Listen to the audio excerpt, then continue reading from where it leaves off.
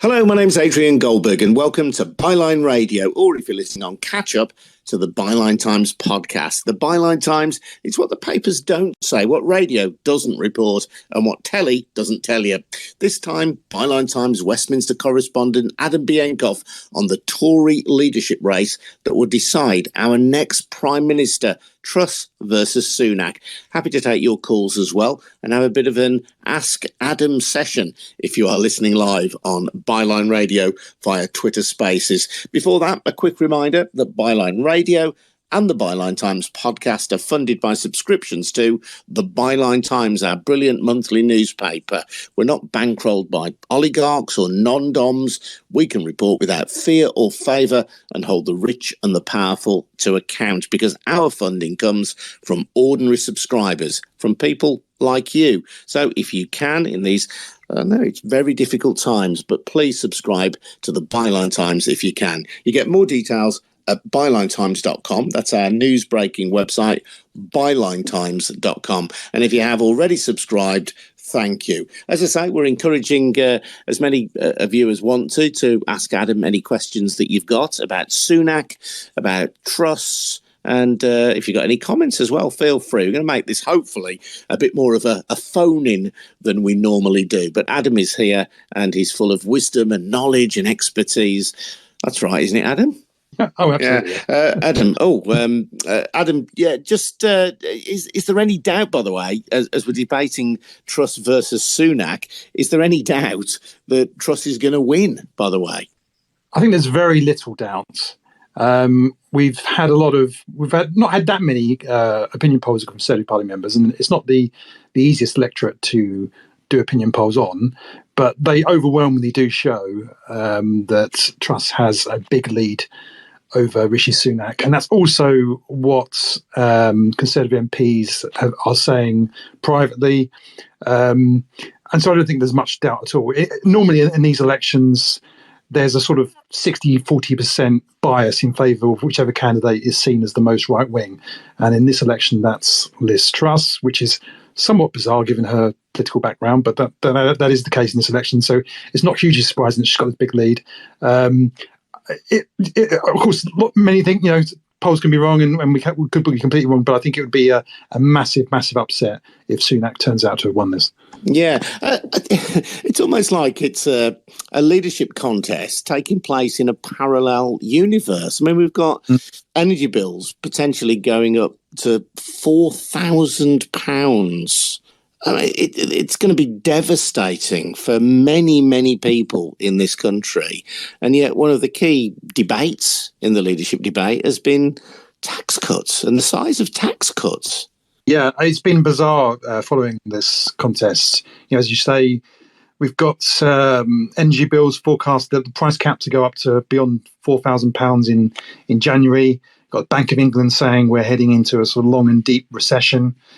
Interest rates hitting a 25-year high.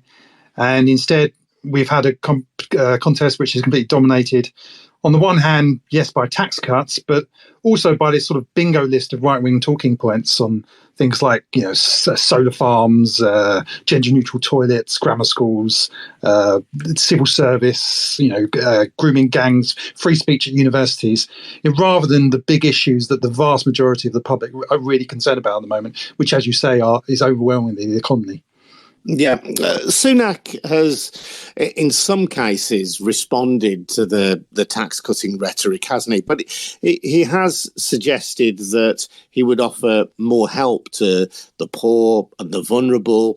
I don't know whether that just reflects an ideological difference or whether it's just the fact that, as the Chancellor for the Exchequer, he's been closer to the seat of government and perhaps recognises the political realities. I mean, she's been Foreign Secretary, so she's no stranger to the cabinet, but perhaps he's been closer to where the real hard decisions have to be made.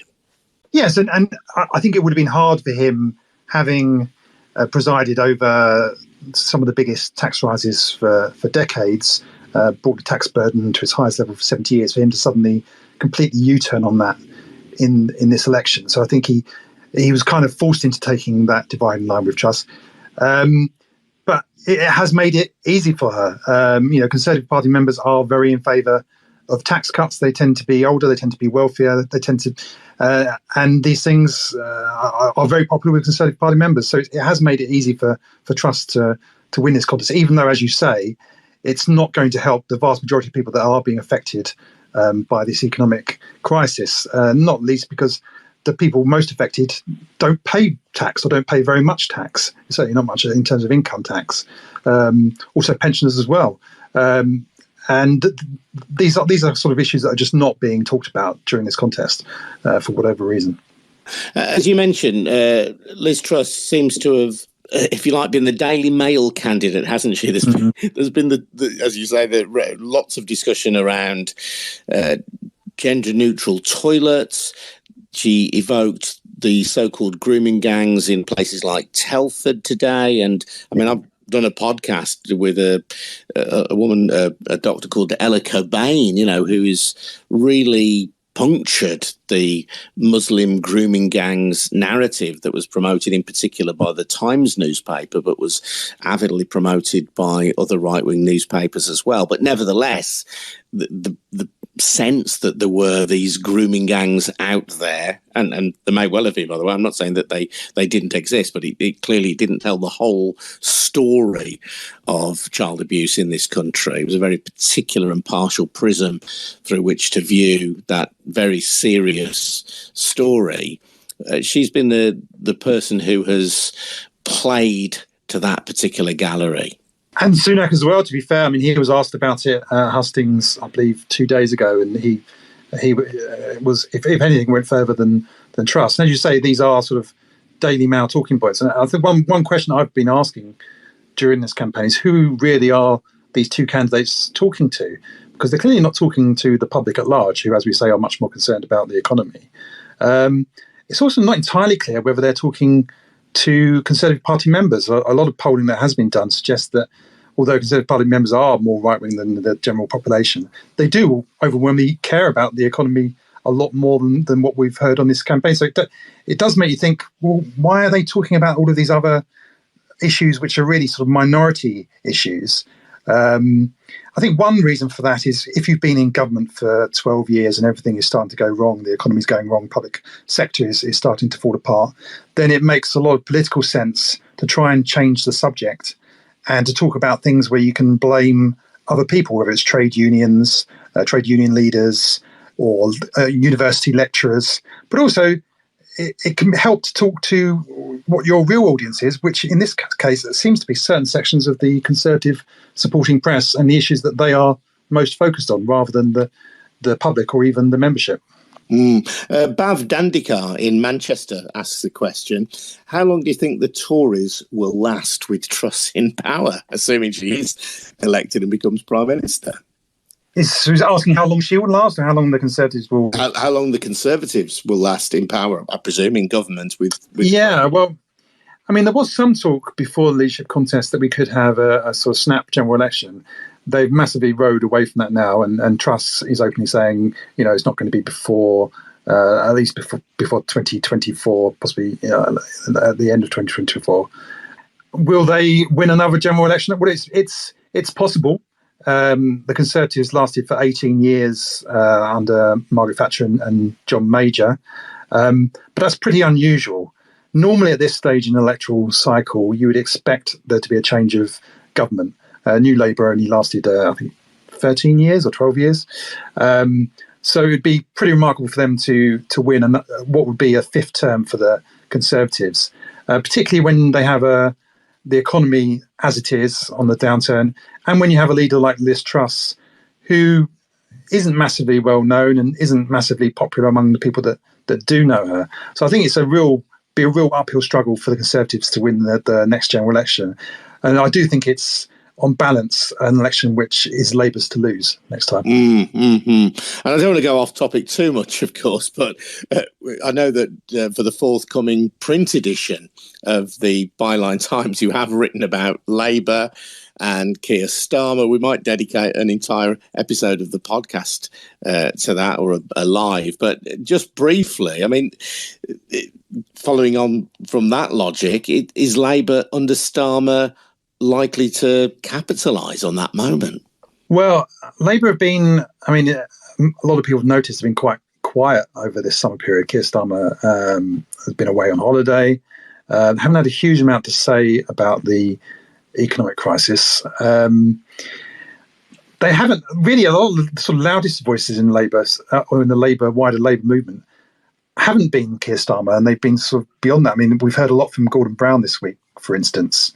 We heard a lot from trade unions, people like trade union leaders like Mick Lynch in recent weeks and months.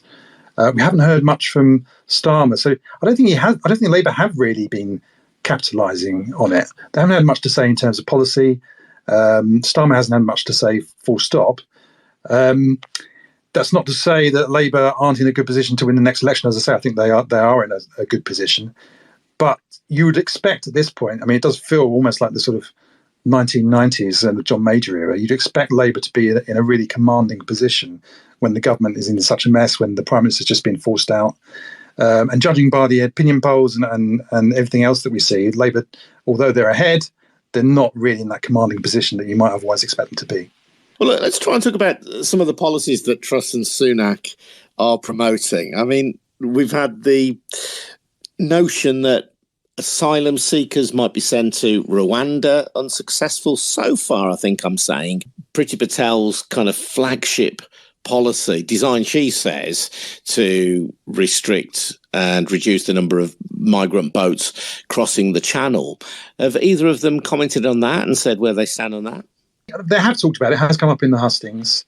But they've been quite vague on what they're actually going to do. And Truss has repeatedly said that she would make Rwanda work, which is sort of an echo of make Brexit work. But it's not clear exactly what she's talked about reforming Britain's relationship with the European Court of Human Rights. And she's talked about somehow clamping down on the ability of migrants coming to the UK being able to access lawyers. But again, it's all quite vague, sort of so heavy on rhetoric, but quite light on actual policy difference. As we know, the policy isn't working. People haven't been deported. People aren't being deterred from crossing the channel. It has been to date a complete failure, and it's not entirely clear what she would do to change that. Although she has suggested that she could try and broaden it out to cover other countries as well. But again, we don't know what the details of that are.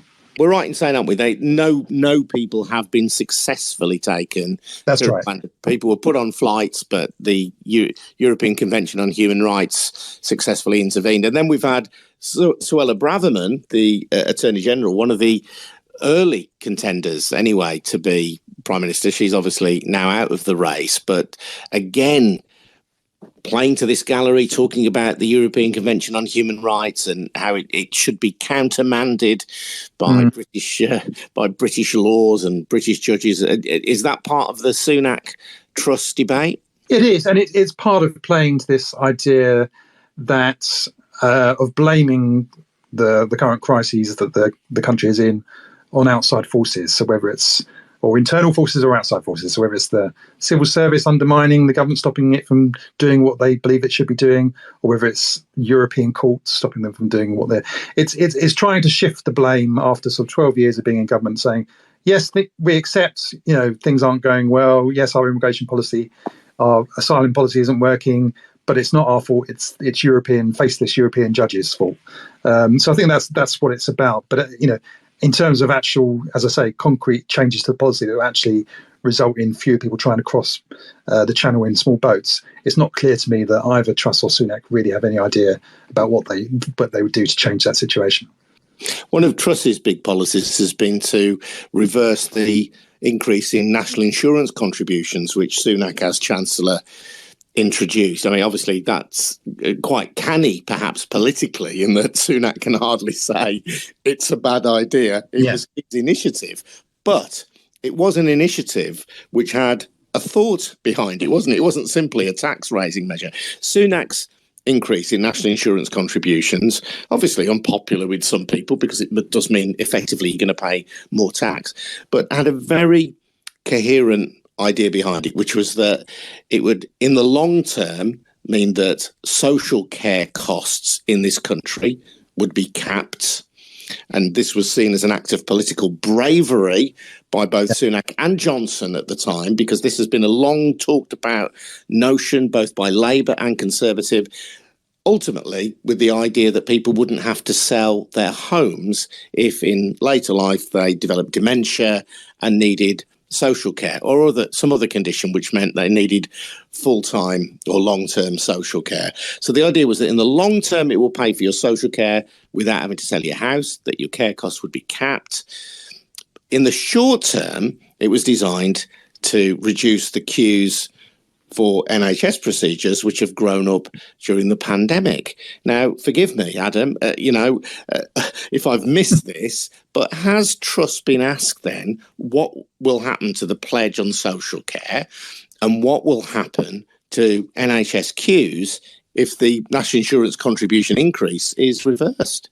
Well, I've listened to almost all of the debates, and I'm sure somebody will correct me if I'm wrong, but I don't recall that being asked as a question. And you're right. I mean, this is an issue, to be fair, that has dogged multiple governments, has been sort of put on the back burner over the course of decades. It's this time bomb of what to do with social care in this country. And in Truss's defence, there was a manifesto commitment in the 2019 Conservative manifesto not to raise national insurance, and they broke that. So she can say that she's just trying to implement the manifesto that she stood in, the sort of democratic argument. But that's fine. But it's a separate issue. Then, as with all of her pledges on tax cuts, yes, Conservative Party members like tax cuts. Most people like the idea of paying less tax, but there are consequences to that. And when you've got this social care time bomb, when you've got massive waiting lists in the NHS, and when you're taking away what was designed as a way of dealing with some of that, then you should be able to say in clear terms what you're going to do to replace that, how you're going to fund that. And so far, as with many of the other big issues facing the country, Truss simply hasn't. Well, it's not even that she hasn't had an answer. She hasn't really even been asked about it so far. No, well, I find that as a signal failure of if you like, our Westminster coterie of journalists. But of course, it's very difficult to get to Truss. And again, this has been raised by Sunak supporters that, like him or not, Sunak has put himself up to scrutiny by the likes of Andrew Neil, by the likes of Nick Robinson. Truss has not been interviewed by either of those, in inverted commas, political big beasts. So campaign hasn't had that intense level of scrutiny, and you could argue she has sought to make it that way. Well, I mean, it's become a sort of worrying trend of all campaigns in the sort of last 10 years or so. There's sort of conventional wisdom among campaigners is that if you're ahead, and you can see logic to it, but if you're ahead, don't submit yourself to interviews. And it used to be the case that it was just something that you did. You just would do the big interview of Andrew Neil or Nick Robinson or Today programme. And then sort of in the Linton Crosby era, the sort of new conventional wisdom is that if you're ahead, if you're going to win anyway, why bother? And you can kind of see the argument for it. But, this isn't just about winning. She's going to win regardless. If, whether she does the Andrew Neil interview or the Nick Robinson, she's likely to win. But there's a sort of basic democratic duty, if you're going to be Prime Minister, to open yourself up to scrutiny and to answer difficult questions. And Sunak, to his credit, has done that, albeit, he hasn't got much to lose. But she hasn't so far. And I think there's a big question. I mean, previously when Theresa May became Prime Minister, the election campaign for Conservative Party was curtailed, and she sort of waved through. And arguably, she didn't come under the sort of scrutiny that she should have done. And then she struggled when she was Prime Minister. And, we all know the difficulties she had when she was in post. And there's a chance that we can see something similar with Truss, who hasn't really been tested during this campaign. And if and when she does become Prime Minister, she could be found quite wanting. I was saying, Adam, that the big political issue of the day is energy bills. You're looking at the average working family paying £355 a month, it's estimated, compared to the current £164 a month. That's going to be a devastating increase for many families. So what are Truss, what are Sunak proposing to do about what I think what most commentators would say is the defining political question of the moment? The fact that the average household is going to be paying £355 a month for energy compared to £164 a month. That's a doubling. That's really going to frighten a lot of people. Well, the answer is what they're saying about it is very little. Sunak has suggested that he would give some direct assistance and compared his actions on the furlough scheme and suggested that he would do something similar, but they're sort of lacking in specifics. But Truss, when she's been asked about this, has kind of tried to divert the question towards saying, well, my priority is tax cuts, and I don't see any point in taxing people money and then giving it back to them in handouts. But of course, lots of people don't really pay much in the way of tax. They don't earn enough, or they're pensioners, or they're on some form of welfare. And she hasn't really, despite being asked about this many times, given a clear answer of what she would actually do. And as you say, it's a huge issue, and there are people who are coming up with suggestions of what to do about it. Gordon Brown this week suggesting that you should nationalise energy companies. But of course, that's something that Truss opposes. We've had suggestions of windfall taxes. Again, that's something that Truss opposes. We've suggested that there have been suggestions of moving towards renewable energy. Again, that's something that Truss opposes, certainly in terms of solar farms. She's repeatedly spoken bizarrely about sort of banning the use of solar farms on agricultural land. But it's not clear what she would actually do instead, other than saying that she's in favour of fracking, but then she puts the caveat in where local people support it. Well, we know that there's virtually nowhere in the country where local people support fracking. And certainly I couldn't think of a single Conservative MP who would say that they would like to have fracking in their own area. So the simple answer is not a great deal, other than to repeat her talking point on lowering everybody's taxes. Lord Frost, the former Brexit minister, has said that there is no climate emergency. He's a big supporter of Liz Truss, and she's described, hasn't she, solar panels as paraphernalia. Yes, that's right. There's no suggestion really from either of them, though. I mean, forgive me if I'm wrong about Sunak, and correct me if I'm wrong. No suggestion that there is a really serious attempt to grapple with climate change. No, and that's quite worrying. I mean, we had COP26 last year, and we had a lot of warm words from the government. But 2022 is on course to being one of the 10 warmest years on record. We had the warmest day on record in the UK ever in recent weeks. We've got water shortages, wildfires, and looking globally, it's a massive problem. And again, when you have these big issues and you've been in government for a long time, and the possible solutions, whether they're big shift towards renewables, or whether it's nationalisation of energy companies, whatever it might be, these are big and difficult things to do, and they're things which Conservative politicians don't tend to want to do. And so, what do you do when you're faced with a situation like climate change, which, yes, there are lots of things you could and should be doing as a government, but it's something that's going to get worse regardless of what this government does. And so they feel that they can take an easy option and simply try and talk about other things instead. I mean, it's a weird thing, isn't it? Because that might get you through your election to your 162,000 Conservative Party members, but it will butter no parsnips when you're in government, will it? When the problems are upon you. And it's out of touch with the public, who overwhelmingly want radical action on tackling climate change and do support renewable energy. So it has been bizarre listening to Liz Truss sort of railing against solar farms and and just generally wind turbines and things like this, when these are, generally speaking, pretty popular with the public and, as you say, are essential to dealing with the biggest crisis facing humanity at the moment. Yeah. Graham says, this is kind of more of an economic reflection, I suppose. It's worrying that Truss is being advised by Patrick Minford. He was one of the architects of Thatcherite monetarism, also a prominent backer of Brexit, which of course Liz Truss opposed at the time. But as Graham says, Minford is one of her backers, and very much, if you like, a traditional sound money conservative, tax cutting, balancing the books kind of conservative. And any of us who lived through the recession of the late 70s, early 80s will know that that's a pretty hefty dose of monetarist medicine to take. Well, yes, and Truss has been asked about her tax plans and was asked, could she name, this was a couple of weeks back, if she could name a single leading economist who agrees with her tax plans. Mm-hmm. And the only name that she could come up with was Patrick Minford.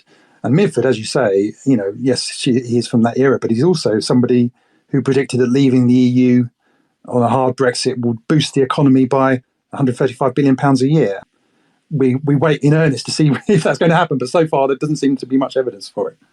Andrew Martin asks an interesting question, Adam. He says, I wonder if we'll ever find out how many of the Tory party members decide not to vote because they don't like either of the candidates. There seemed to be so much support for Kemi Badenoch and other candidates that surely there are some that are not satisfied with the choices. I think overwhelmingly that is the case. And there's a lot of anger among Conservative Party members that Johnson is out at all. There was that campaign from some of his supporters to put him on the ballot paper, which obviously was not going to happen. But I think, it's something that has been picked up a bit in the polling, but also generally, listening to some of these debates and listening to the contributions, there doesn't seem to be a massive amount of enthusiasm from Conservative Party members for the choice that's being put in front of them. And you saw that in the early stages of the contest as well, when there were lots of candidates.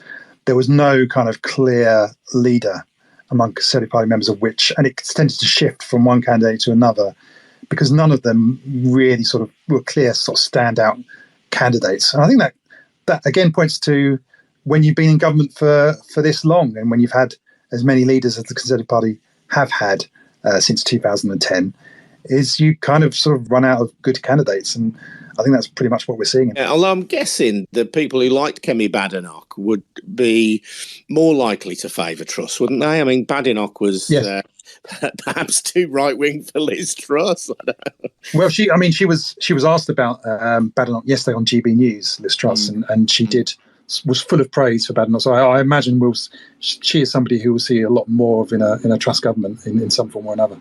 Yeah, it's strange, isn't it? It might be difficult to see Sunak in a Truss government, although she kind of seemed in one of the debates to hold out the olive branch to him. Yeah. I wonder if it's all become a bit too bitter now, and he almost represents, you wouldn't have thought this necessarily at the start of the contest, but now he seems to almost represent a different wing of the Conservative Party. He doesn't represent the one nation wing of the Conservative Party. I think most people would still regard him as quite a dry Tory, but clearly not as dry as Liz Truss. And there's been a lot of ill feeling between a huge amount. I mean, and Truss and Sunak have both been asked during these hustings whether they would have the other candidate in their cabinet and whether they would serve in the other candidate's cabinet. And both have said, oh, yes, of course we will. I think that's pretty hard to see happening, really. Just the sort of, I'm sort of signed up for press releases from both of their campaigns. And it's just a sort of constant trail of sort of borderline abuse, really. I mean, yesterday we had and these aren't background briefings, these are on the record statements.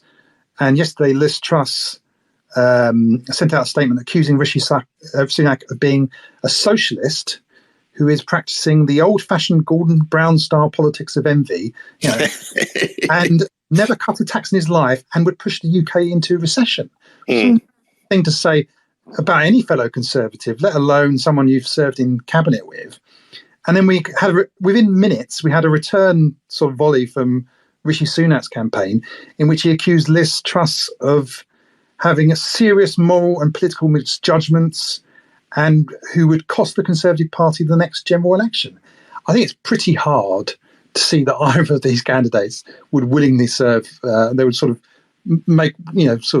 hold hands and make up after this has happened. I think that's for the birds. I think Sunak will be on the back benches and will be completely out of it after this contest is over. Yeah, I mean, they've clashed over tax cuts. What are the other key differences, would you say, between them in terms of hard policy? Well, yes, you say tax cuts. Also, in terms of concrete action for people in paying energy bills, Sunak has been a lot stronger on that. But apart from that, there isn't actually a sort of huge ideological divide. And actually, even on tax cuts, I mean, if you actually drill down into it, Sunak is also promising tax cuts. Yeah. Just that he's promising them after inflation has come down. And that is a significant difference.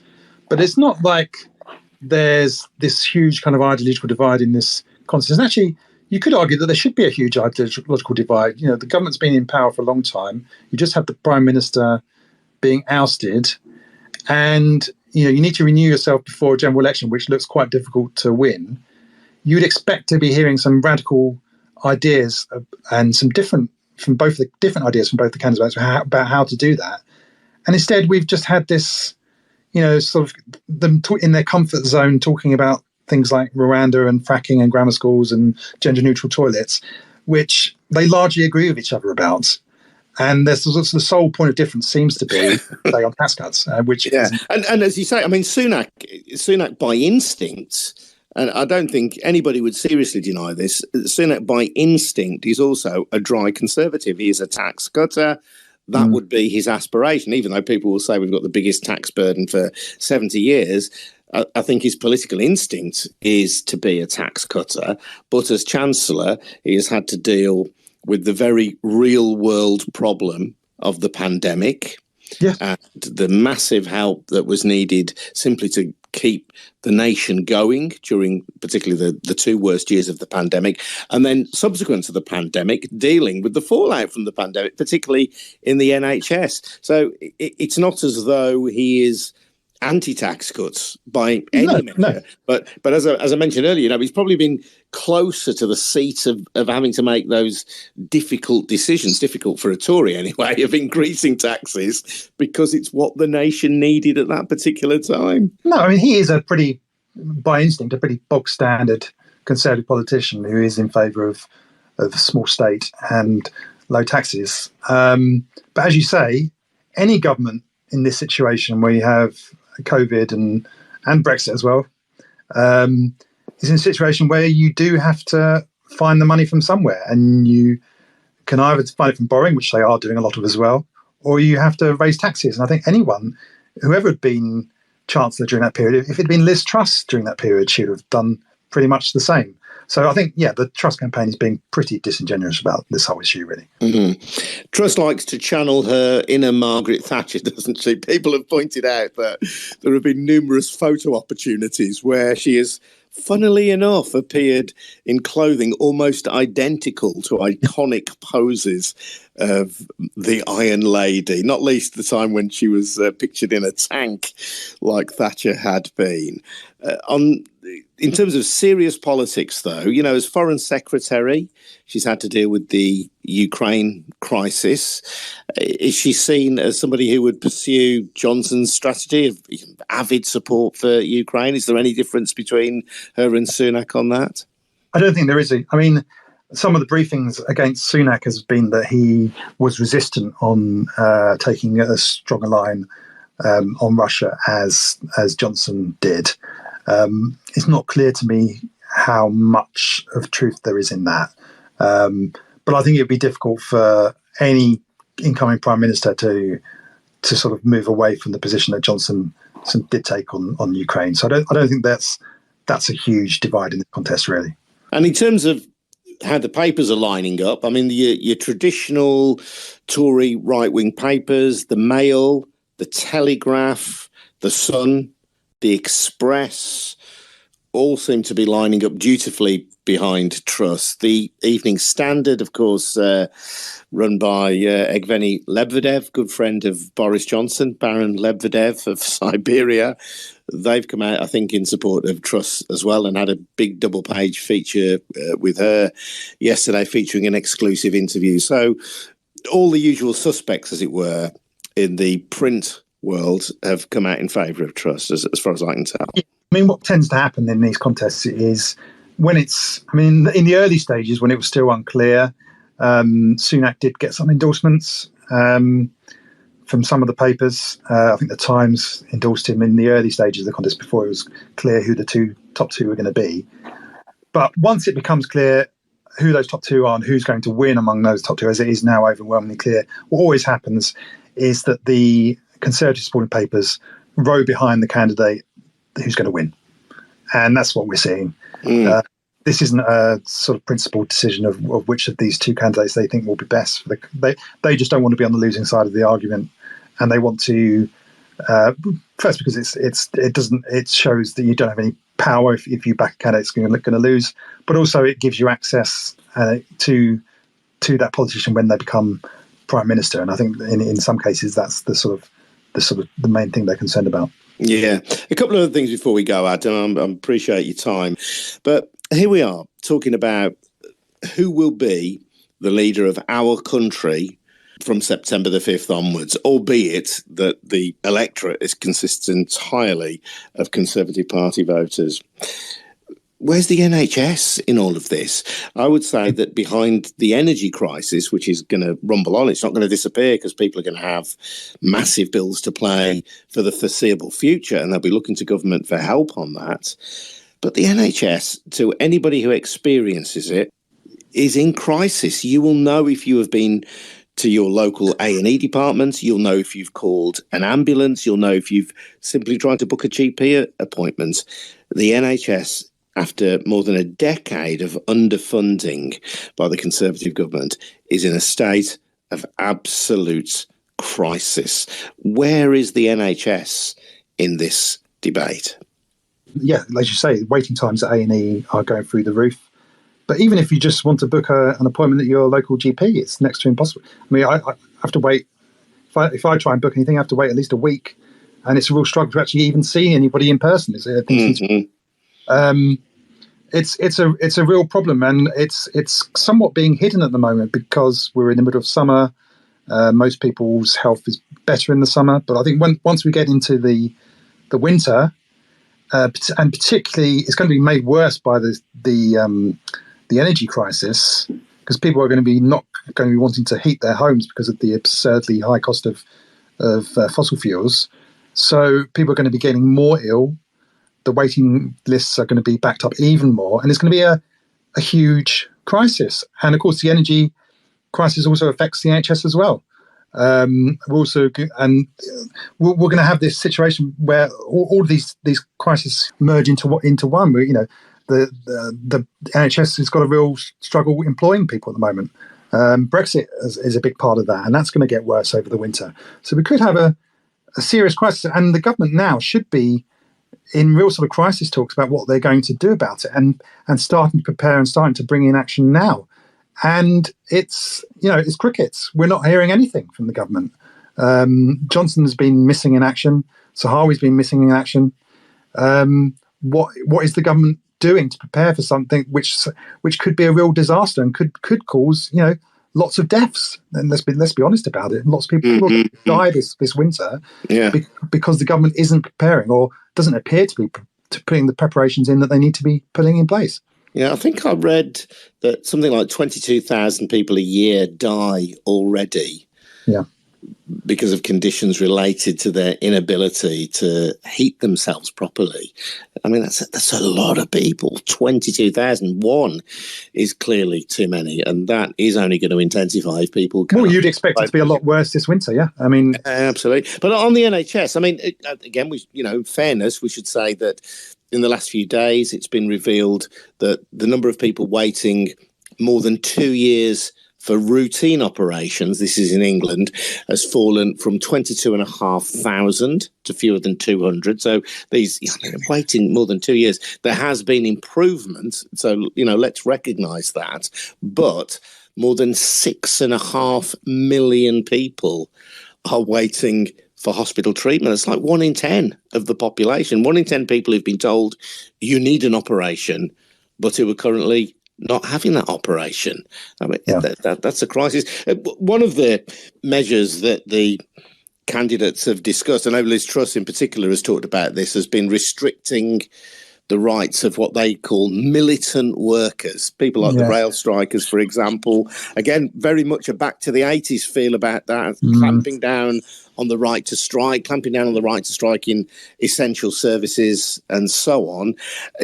These are very different times to the 1980s. In the 1980s, because of the recession, which you can argue was engineered by Margaret Thatcher and the whole monetary philosophy that was dominant in economics at that time, or certainly at the top of government, you had a vast pool of labour. You had people who were desperate for work, 2 million odd unemployed. We don't have that situation today. It's much tougher to bully workers and say, if we sack you because you're striking, or we try and prevent you striking by bringing legislation, and in the end we'll sack you if you don't obey the law because there's a whole reservoir of people waiting to take your job. That isn't the case at the moment.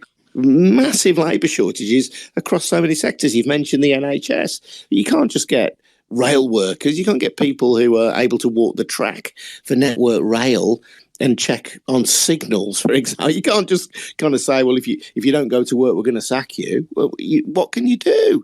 The levers that you can use against striking workers now, whatever the law says, are much likely to be weaker than they were in the 1980s. Yes, it's not going to work. And as you say, we're close to what is known as full employment in the UK. And so you're not in a situation where you can sort of take that. There is going to be strike action, and there's also a situation where over the last 10 years people's wages have flatlined and actually decreased, and so there's a lot of sympathy with people going on strike, and there's parts of the economy going on strike which have never been on strike before.